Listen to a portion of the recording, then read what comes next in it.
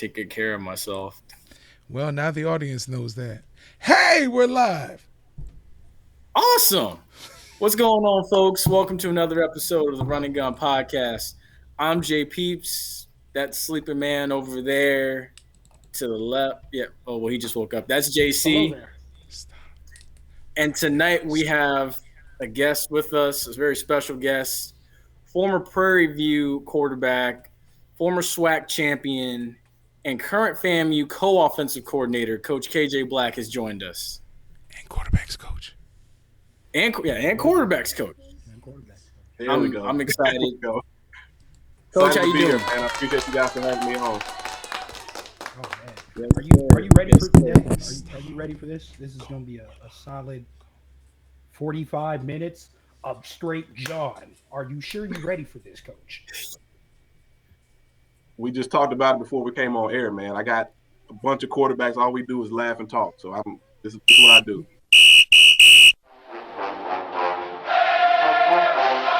Hey, what's going on, guys? This is JP. This is the Bo. This is JC. This is Flash. This is Jimi Hendrix. And you're listening to And you're listening to the Run and Gun Podcast.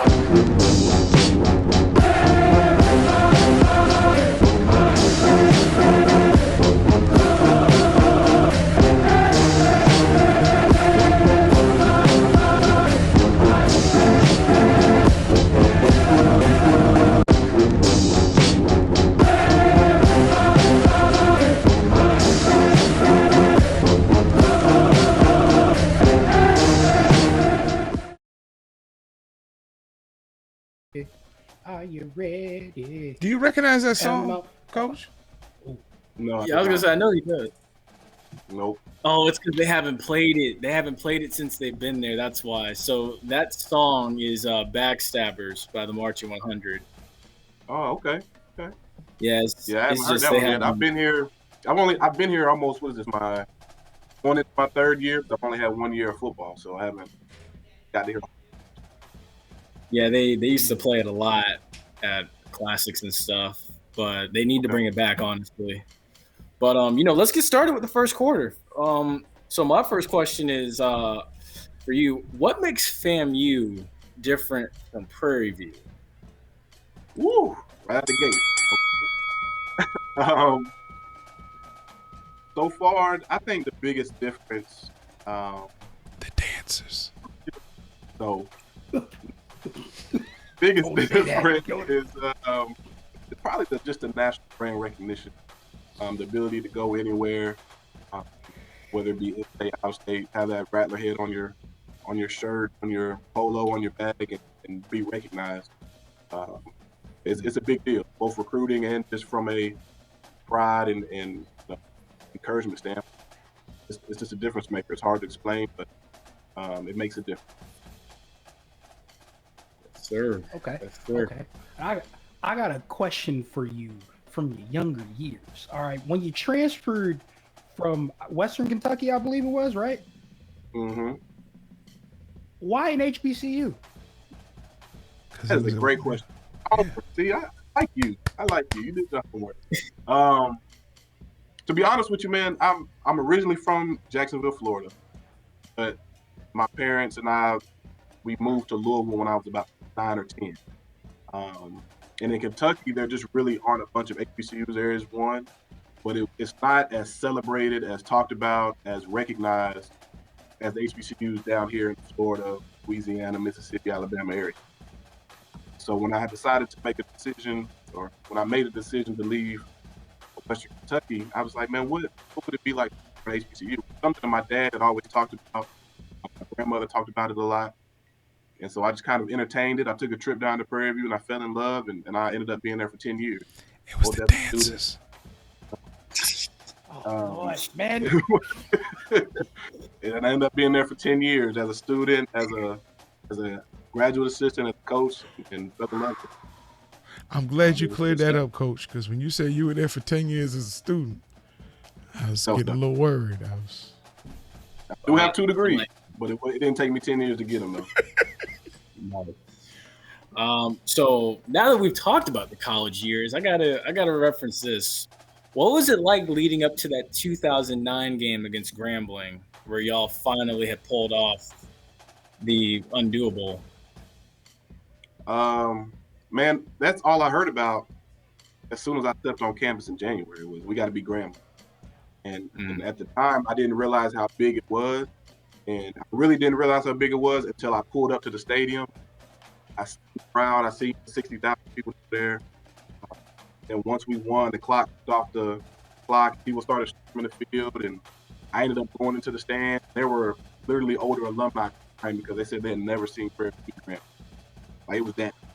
Wow. Like, picture old women like crying, shaking my hand, like giving me hugs. Like, it was unbelievable. And so it was to see that and to even live that 2009 season is something that I myself, along with my teammates, we carry that with us.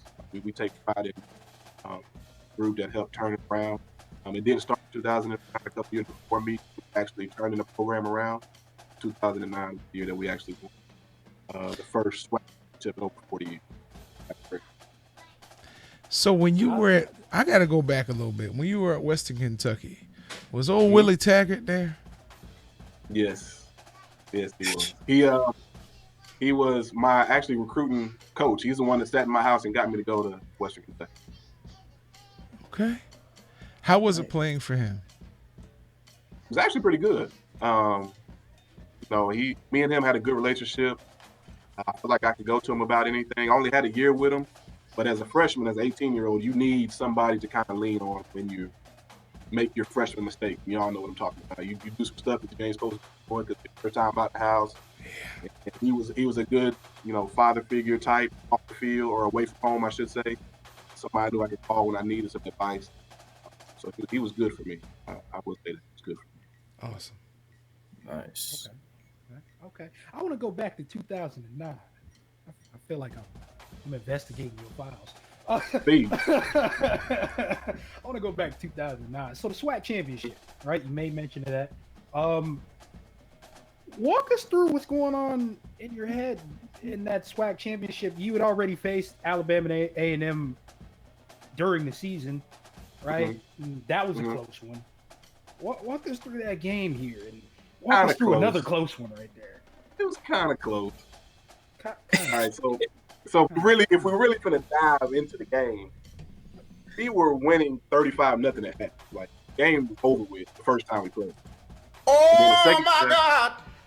In the second half, we fell asleep. They took advantage, to their credit, and brought them back to make it close. Seriously?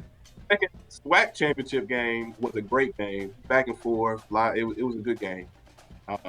And to be honest with you, if our backup running back, Mike Jason, doesn't make a game-saving tackle on a punt return with like less than a minute left in the game, we probably lose. He dives and grabs a shoe with a guy. Last man to beat. Yeah, he was the last one to beat. Yeah. Without that, probably lose. So, it was a great game, man. Heck of a game. I wish that I could get that game remastered to make it look good, so when I show my players, they don't talk about me about how old I am. But it was a great game, and one that I feel like is overlooked. A lot of people don't talk about Prairie View's last championship, and it was a great game. People don't ask this question enough, but I always wanted to ask somebody who won a championship, like a SWAC championship, what'd you get for winning? A trophy, a ring, key to the city. So you got a ring? That key work at the bank? What? No. No, but I did get a ring. Got a ring. Wow. What a ring at? There you go. Good answer. Hey, I don't wear it to work. We got to win one here. I ain't about to show them what I did. I'm trying to do what we doing now. Stay in the present. Okay. I feel that. I feel you. Okay. You don't be enticing them with it. You don't be poking it at them, being like, "This what you." I do that on home visits. Do that on home visits though. I will pull it out when I do home visits and recruiting. That's about it. Okay. There you go. Okay. I want to see the ring. I'm sorry. Go ahead. I want to see the ring too. My question now is, what did it take for Coach Simmons to persuade you to come to Tallahassee? The dances. And then what was it like when you?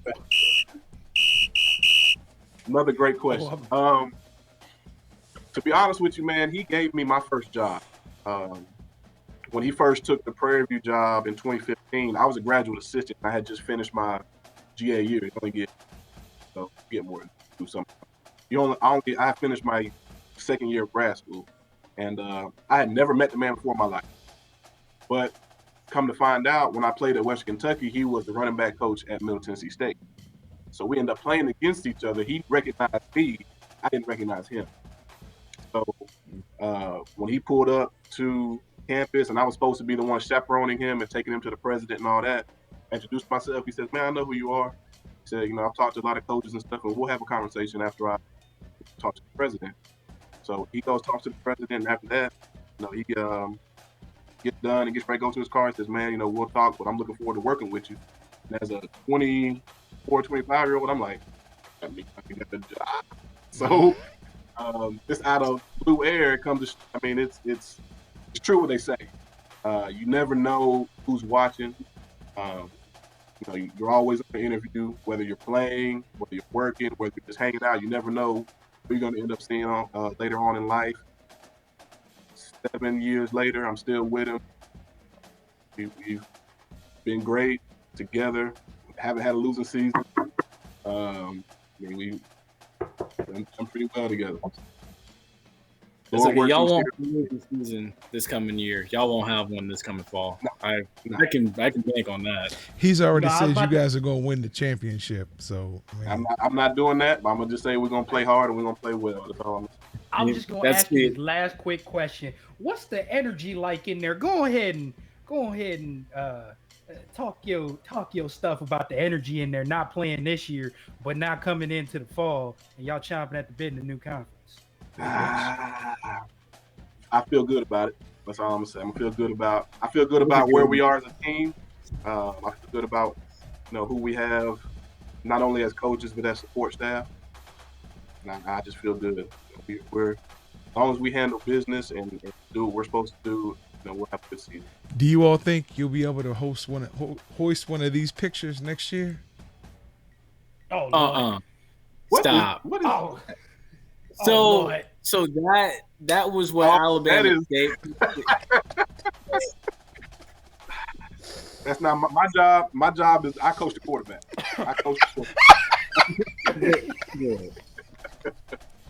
Hey, but I do miss the swag though. A lot of people ask me what's the difference between the swag and the MEAC. That's the difference. No. Yes. Yeah. Yes. But as we transition now to the HBCU world for this part of the podcast, this is a question I asked Allison last week, or no, not last week, but the last time we had her on, and now I figured I kind of should bring it back for you. What do you feel needs to be done in order to see more HBCU players get selected in the not the HBCU draft, but in the NFL draft? Ooh. And I'm just going to speak from my personal experience. I think it's just getting the opportunity, and not necessarily. I'm not talking about just the combine or anything like that, but usually if players are getting selected for the draft, that doesn't happen late. People don't get drafted late in the process. There's a lot of work that's done on these young men in order to invest that type of money, resources. So I say an investment needs to be made from scouts to come earlier, do more projections, see more games, spend more time with the young men that we have, just like they spend that time with the guys at the top 5 level, the group 5 level. That would enhance our ability to get players drafted. That's the personal view for me. I think seeing them around more, coming by more than just a couple times, maybe that will help our chances as far as getting those players drafted. I agree. There was something that I had said. Oh, JC, you had something?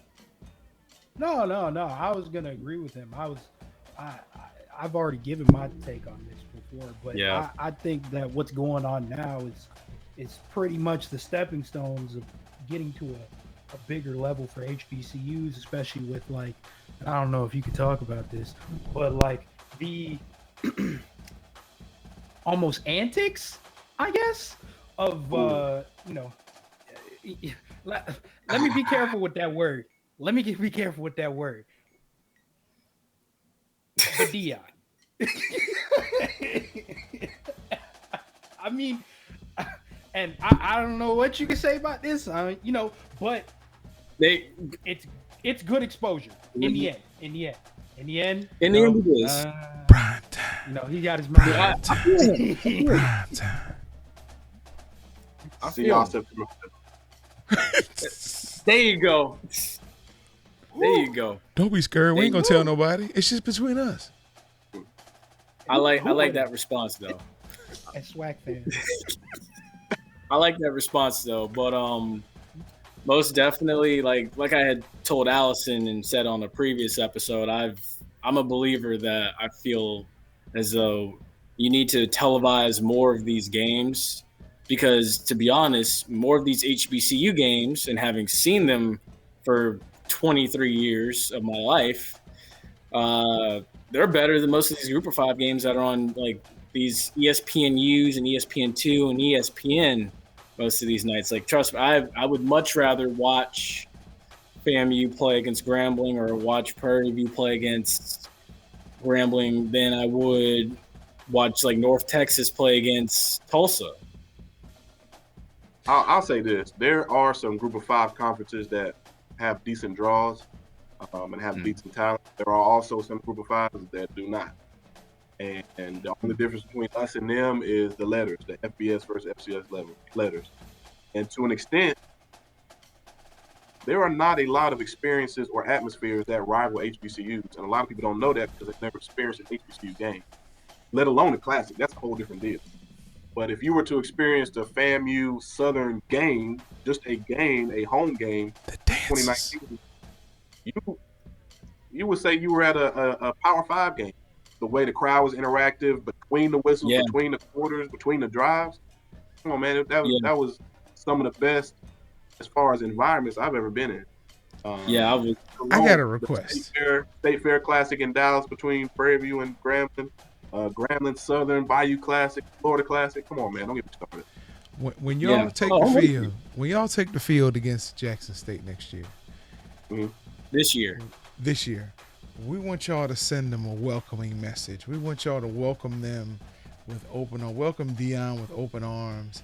And if you could, just get your captains to step up. Don't do it. Don't do it. Don't do it. With the band, just step up and say, I got soul and I'm super bad. Just let him know where he is. I'm just saying. Well, you know what? I thought. You see? I'm not gonna lie to you. I thought it was gonna be the Fort Myers Beach one. I thought it was gonna be that too. I was worried. Hey, September 5th, I got my job to make sure the quarterbacks don't mess it up. So that's all I'm gonna be worried about. I can't wait. I will be there. I'll be down there. I'm excited for it. But when a win or if a win comes out, can we use your face for the next poster? No. It'll look so good up there. It'll look so good. That could be you. No. That could be you, Coach. Coach, I'm not gonna let them do it. I'm not gonna let them do that, Coach. Coach, you got the perfect name for trash talking. You do. What you gonna say? No, I'm just saying. After you talk about him, say, signed, sealed, delivered by KJ Black. Oh, God. Oh, my God. Oh, my God. Mine was way better. See, if you're going to use me, you got to use mine. I'm glad I recorded We'll use that. We'll use it. I'm glad I recorded it. Yeah, we got you. That was good. We got you. But I will say, you guys are basically like the icing on the cake for what's. And I know a lot of people talk about the FBS opening weekend, but the opening weekend for HBCU football is pretty good too. Yeah. Like you got Alcorn and NC Central, you got South Carolina State and Alabama A&M, you got Grambling and Tennessee State and Canton, and then it all culminates at 6, 7 o'clock in Miami Gardens with FAMU and Jackson State. So I mean, look, hey, FAMU's already sold out their tickets. I know the FAMU is going to show up. Yeah. Now?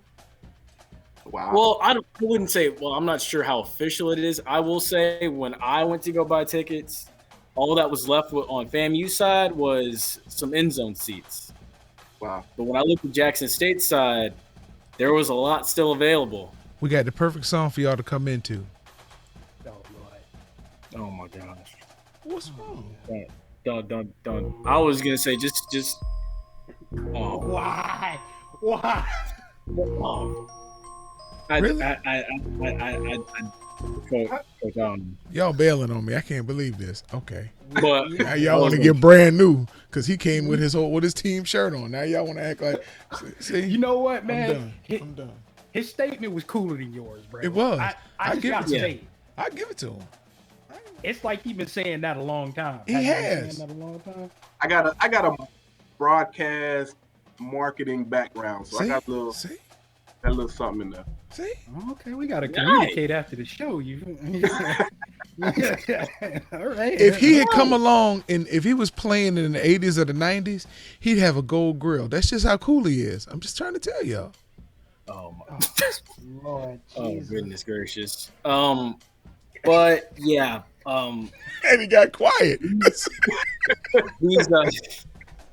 Those last two games. Well, we already know Grambling and Tennessee State's going to be on possibly NFL Network because it is the Pro Football Hall of Fame kickoff classic game. But I'm like Dion and I'm like Coach Simmons.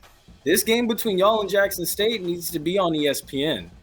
Well, I mean that's the headline game. If you really want to talk about it, the hype of Jackson State, you know, the pride, the pageantry, the tradition of FAMU, the upward rise of FAMU. That's the marquee game. But also Tennessee State, Eddie George's first game. Yes. You know, Coach Fobbs, who's done a heck of a job at Grambling. A lot of people are kind of down on him, and they shouldn't be because he's a heck of a coach. His build up, his bounce back, will he bounce back? That's a big game too. Yeah. Oh yeah. I'm in that. Anytime one of the Blue Bloods plays Tennessee State, it's a big deal. Oh yeah. I'm gonna have my eye on that one while getting ready for the one at 6:00. Quick question. Now we in the third quarter. Yes, I know. Before we go to the NFL, what is it like being a co-offensive coordinator? How do y'all, does one person make the calls per quarter? Do you all sit and pick out the plays together? Is it in case one of y'all gets in trouble? What? This is what I say because I can't say too much. I will say this: me and Coach Stanchek, who we just hired recently a few months ago from Southern Miss, now coaching our offensive line, we get along great. We laugh every day. We laugh like we're laughing now on the show. We have a good time. We work great together. Coach Simmons kind of gives us different things to kind of focus on during the week, and we have no issues, man. We collaborate. We, give each other pointers on both areas, but we kind of stay in our lane. It's great. We haven't had issues. So we've had a lot of fun. Probably more fun than you probably should be having at work. So to speak, Don't say that online. Don't say that online. That makes the job even better. Honestly, that makes the job even better. Hire two good people that work together. They get the job done. Yeah, I agree with that. Hey, make work fun. Hey, we done made a hole in the wall, and we showing up whenever. I mean, it could be bad. Sound like it was bad? No, sound like an old blues song, "Hole in the Wall." Nah, go stand chase the man, and I'm glad we got him. He's gonna make us. Yeah. So I was gonna start off with something else for the NFL, but I got to start off with this because you are a Jacksonville fan. Urban Is that Meyer on purpose, by the way? Are you a Jacksonville fan on purpose? I said earlier, where am I from, JC? JC, where am I from? Jacksonville. Hold on now. Yeah. But now, Urban Meyer, born in Jacksonville, and then you moved to Louisville. Yeah, you moved to Louisville. It's Louisville, not Louisville. Louisville. It's Louisville. Man, you know I'm from the South, man. I can't pronounce Louisville's in the South. It's more South than Florida. I've been there. Yeah. But yeah, so it's on purpose. It's on purpose. So are you excited about Tebow? No. Oops, sorry. Go ahead. Thank you. Someone gets it. Thank you. Someone gets it. How you feel about Travis Etienne could end up being a hybrid at the running back position? If I'm being honest, I think people are blowing that out of proportion. If you really listen to the man talk, they said Trevor Lawrence wasn't able to hand the ball off yet. Meaning, why would I put my running back there if I can't throw the ball? So why not give him a chance to get some additional reps receiver? That way he's already ahead of schedule. He's already been a running back for 4 years where he's got over 600 something carries probably for a day. Let me just put him out there and let him get some extra reps. Right. How is he not able to hand the ball off yet to the same guy he's been handing the ball off to in college? Well, if they're running the ball to the right, he has to extend his left arm, which is the one he had surgery on. Thanks for explaining that. Ball, swings his arm, he might mess up. You're right. Mm-hmm. This guy's smart. So, my other question is, what is it going to take for Jackson? I'm not going to say get to the playoffs yet. Well, I guess it wouldn't get into the playoffs. But what's it going to take for Jacksonville to take back that AFC South division? Move to the NFC East? Yeah, thank Lord. I'm glad somebody said it. Go somewhere else. It's kind of already falling that way, though, if we're being honest. The decline of Houston. Listen to me. The decline of Houston. Listen. The decline of Tennessee. Tennessee is not the same team. They've lost a lot. Not saying that Jacksonville right now is better than them, but they're not the same team. And then the Colts. I mean, does anybody here believe in Carson Wentz? Or are we going to do that? In that division, no, yeah. Hold on. Whoa, hold on now. I believe in Carson Wentz in Indianapolis. Well, here we go. Because he has a line. He got a nice offensive line. He got a running game. Oh, my goodness. It looks leagues above what he just came from in Philadelphia. Way better. If I'm him coming off of, some not so great. I'm not buying Carson Wentz. Carson, you got to show me. So right now, you can arguably say Jacksonville is fighting to be the second best team in the AFC South right now. Wow. You should run for Which office. means what? You really should run for office. 7 games? Jacksonville wins 7 games? Oh, I'm not even going to commit to that one. I wouldn't commit to 7. No. I ain't committed to that one. Oh. It's still Urban Meyer's first year. Houston twice.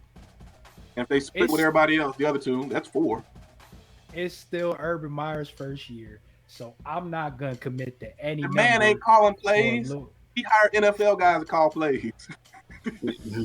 Got a point. I'm sure Nick Saban did too. No, actually. I can see Jacksonville maybe taking like 6. We're talking about one difference. All right, I'm good. That's what he said. That's what he said. 6. We had completely different numbers. I think they need to get rings if they get 4. You need to calm down. Hey, listen, if they get 2, throw them a party, man. Oh, wow. I gave him 4, Coach. Move on. Across all them bridges, I want to see a float going. I want to see it. Because I'm looking at this. I mean, look, of course, like I said, they play the Texans twice. They play 2. Cincinnati. That's up in the air. That's a toss-up. They play Atlanta. They play. Ryan might be hurt. Okay. They play the Dolphins. They're a good team. That's going to be a tough one. They play the Broncos. That's probably a win. That's probably a win. And then they play the Jets as well. Man. That's a win. That's a game. Nah, I don't even want to watch that game. See, now he's saying that he doesn't know about that coach because he likes Zach Wilson. No, I just don't want to watch that game. Oh. Right now, the Cowboys look like they're favored to win in the NFC least division. But Washington looks like they may stand to repeat. What say you, Coach? Who's Washington's quarterback again? They drew exactly. All right. So push them over there. Okay. Push them over there. Yeah. I'll be honest. You know who my surprise team in the East is? Don't say the NFC? Giants. Oh.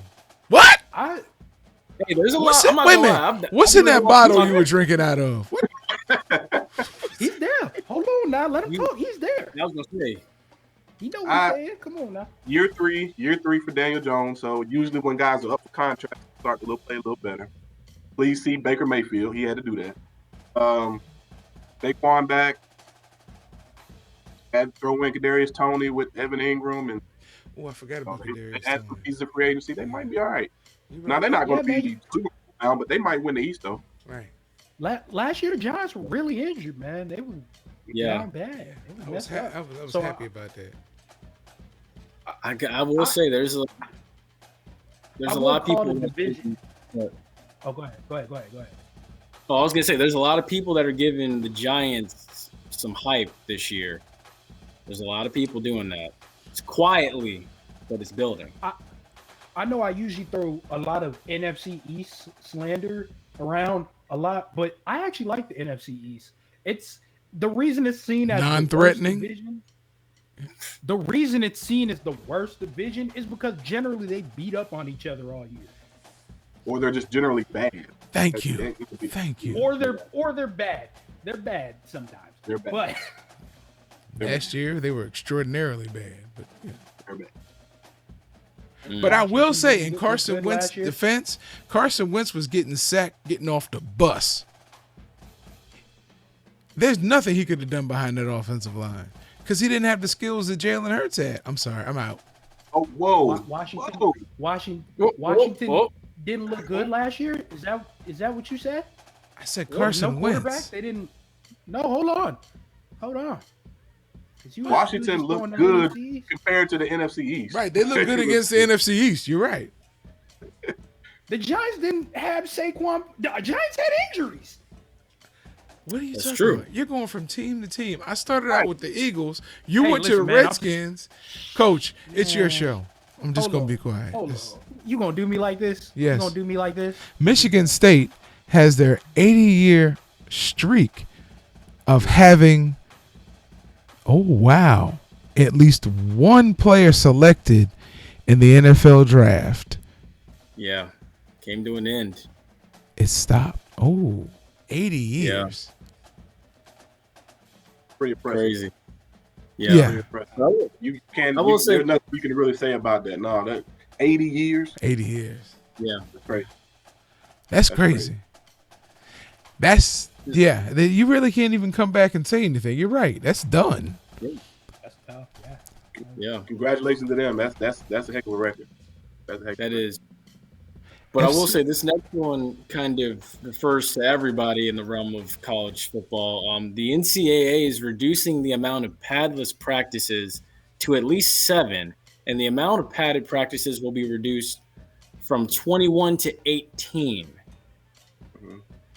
Now, this ruling comes from a 5-year study that shows players suffered more concussions during preseason practice than games. Now, I mean, as a coach and as a former player, what's your stance on that? As a coach, I wish we had more practices. I wish they wouldn't take them from us, added practices, because we don't get, like the NFL, we don't get preseason games, get a chance to see those guys compete against other people. So the more reps we can get with pads and everything like that is only going to make us better. But I understand from a player's standpoint, I understand that it may help with injuries overall. I mean, that's just sense. Least amount of times me and you go head to head every day. Save a few guys from injuries and better product on Saturdays. We'll have to see. But for coach, I wish I had those extra practices last week. I want to make sure. I know as a player, it used to disturb me when I would see how many guys would be walking through the locker room putting on knee braces. And we haven't played one game yet. This is just spring or fall. I get what you're saying as a coach, but yeah, we used to kill each other because there was nobody else to hit. Yeah, but then after a while, it got stale, didn't it? Yes. Well, no. It got stale until you like landed a good hit on somebody, and then it's like, It was stale no more. He was mad. That's different. Yeah, okay, that'll work. Yeah, it got chippy. You're right. You're right. Wow. But, I mean, that's just how it is, though. That's with anything. After if you're doing something every day, eventually you want to try something different. So I mean, that's football. And as a coach, you have to find ways to make it interesting, to put a new shine on, keep those guys interested and focused for a month. But for the good ones, it doesn't affect them. Good ones, they know what they're preparing for and they're ready to go when the game. Guys, can I ask him one more question? Go ahead. Okay. Go ahead. Morgan Freeman. What's the most shocking thing that has happened to you sitting in a recruit's house? The most shocking, probably the. Can I say this? Yeah, you don't have to put the name on there. Keep it anonymous, but throw it out. I got to put my recruiting coordinator hat on. And your wife is watching. I wouldn't say the most shocking, but the most interesting thing that I've done is I think me and the head coach one time did a home visit. And we were there for 7 hours. On purpose? 7. Yeah. The food must have been good. I was gonna say y'all ate 2 or 3 times. Yeah. No, we wanted him and it didn't have. We didn't even get him. That's the problem. We didn't get him, but I was there for 7 hours. Oh my gosh. Would you wash cars and stuff? Yeah, I was about to say y'all hang out. Play. We had we had an appetizer, we had dinner, we had dessert, we had a second dessert, we had played dominoes, we were doing all that. Oh wow. My goodness. Okay. Wow. Wow. Okay. Honestly, I will say this though. The one thing that, and I had when I was at the Southern game, this is still staying on the topic of NCAA football. I went to the Southern game. I went to the pep rally the night before, and my mother, who's an alumni class of '85, don't do that. Oh. It's fine. There's a lot of Rattlers that are probably older than her, younger than her watching this. It's fine. She leaned over to me and she told me something that really stuck with me because you guys are a very young staff. And she was like, you know what? I like this coaching staff.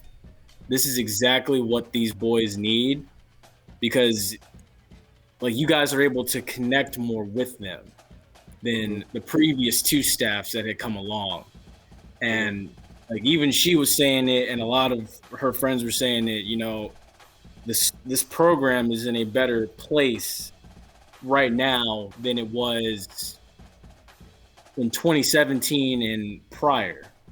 Mm-hmm. So coming from an alumni that can't really say anything because she doesn't have Twitter, I will honestly say that you guys have literally won the hearts of a lot of alumni. You guys have the support, most definitely. And coming from us, we really feel like the best is yet to come from Florida A&M. So, I'm gonna have to tell everybody that in the staff meeting tomorrow. Most definitely, yeah. Let them know. That's awesome. That's good to hear because we try to keep our head down and focus on what we're doing, but it's good to hear that. Are y'all gonna beat Bethune-Cookman this year? Why? See, we had 3 minutes left.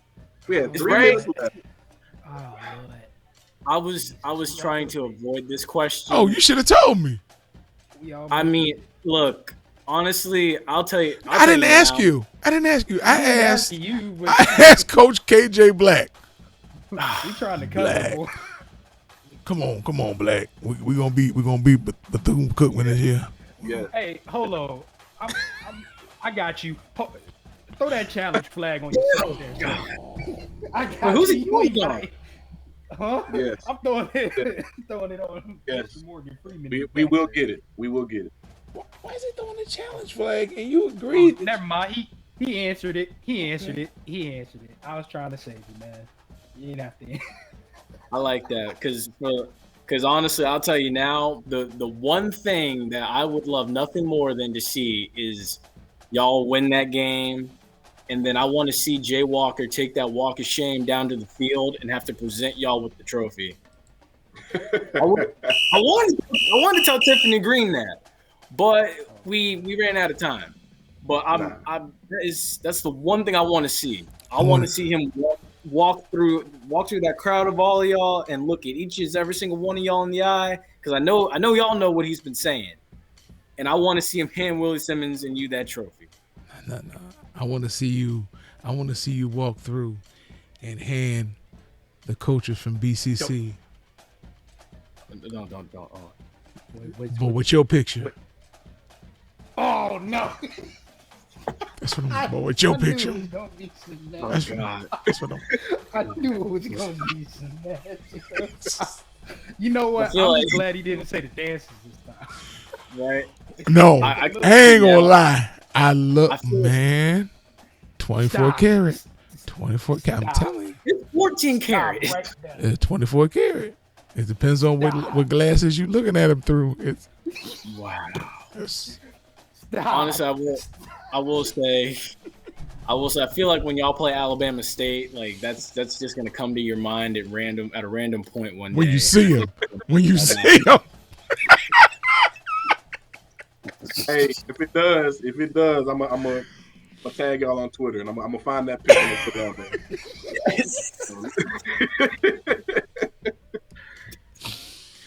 Oh my goodness! I'll be pulling for FAMU next year, though. I'm letting you know, against BCC, but I will. I'll be pulling for that. You're a good dude, man. You are, yeah. You're cool. Like I said, the whole staff is cool. I'm excited for 2021. Wish we could have seen 2020, but it's gonna be even better, I think, in 2021. Now, when you become a head coach and you see this application come across your desk for a coaching position, and you're like, why was somebody this old? Just remember, it came from me. Oh wow. Why would somebody with no experience? It came from me. I do have experience. Oh, you coached before? Where you coached at? I actually did with a semi-pro team, the Tampa Bay Bulldogs. I said under Coach E. See, y'all thought I was joking. I'm telling you. I didn't say nothing. No. Hey, y'all might want to close the show because it's like 50 seconds left. Yeah. But I was trying to finagle my way into the job. We thank you so much for joining us. Where can we find you out on social media? Good thing it's on the bottom. Oh, the first one. It was. Yeah, so I'm on Twitter at Coach Black _QB. And I mean, I'm easy to get a hold of on Twitter. I try to respond to everybody. Just realize that I do have a bunch of young men and stuff that are hitting me up about recruiting, so I'll get to you if I can. But I'm more Twitter than anything else. So when you became a coach, did you have to get rid of the OnlyFans? Stop. Please. Stop. Oh, listen, I'm JC. He's J Peeps. Thanks for joining us on this show. And please don't. Oh gosh, man. Ooh. What's going on? Oh, what's up? Sorry for the bit of lateness. There's been some technical difficulties, but we are beyond that now. Yes, sir. I'm JC. I'm J Peeps. Welcome to another episode of the Running Podcast. Wonderful episode for you today. Lots of An stuff amazing to talk about. episode. An amazing episode. Lots of stuff to talk about in the NFL.